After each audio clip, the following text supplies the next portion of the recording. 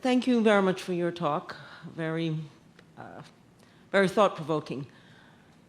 And so I wonder whether you have a sense of what can be done about the intrusion of this prosperity gospel.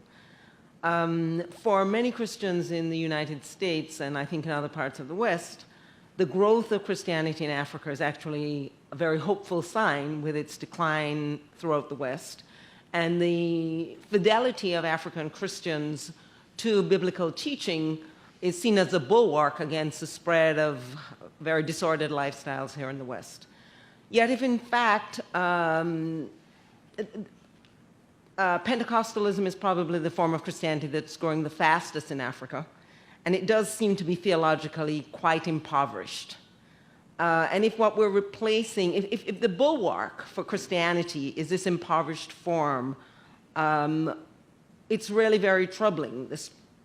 So I'm just wondering, do you have any sense for what direction we could go to try and address the problems of the very shallow kind of Christianity that's growing so rapidly?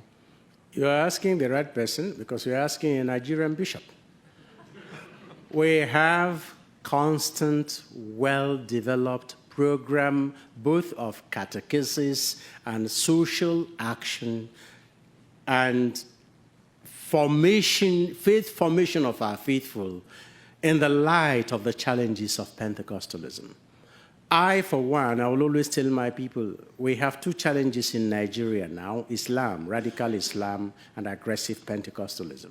But I tell them that whereas Islam, as persecution, is likely to make Christians stronger, Pentecostalism is more dangerous because it destroys Christianity from its very roots. It nibbles at the things that are essential to our faith, and especially because it very easily accommodates teachings that are not really Christian, but are drawn from the traditional religion and culture. So we as church are aware of that. And we have programs, we have training programs, we have formation programs for our people. And of course, we sow the seed. It's the Holy Spirit that makes that germinate and mature. But we are aware of it. And the church, as mater et magister, as mother and as teacher, will continue to go to encounter those Christians where they are in their attraction to Pentecostalism, but continue also to teach them the right way. So. And is it not possible to collaborate with Pentecostal pastors? I mean, for all the thinness of the theology, they are Christians. They have all to gain that things are the way they are. It is big business.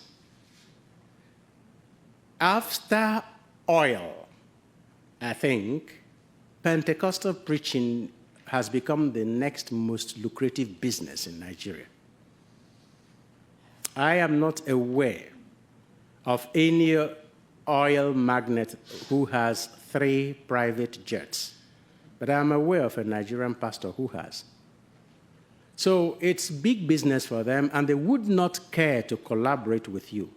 Because often their main reason for existing in Nigeria is to fight the Catholic Church and the other institutional churches. I always tell them, we have so many people who have not yet heard the gospel, and we have the Muslims who are disturbing us. Why don't you go converting them, only to poach from our own faithful? And that is what they constantly do. So they attack the basics, fundamental teachings of the church, and they especially promise immediate solution. Don't forget, though, you said it right. Hundreds of years ago, Western philosophers analyzed this type of religion and concluded that it would die. This was the basic thesis of Karl Marx. And also Nietzsche, one of the Christianity's worst enemies, one of his arguments against religion and Christianity in particular was this relationship between the rich and the poor and how the church was exploiting that.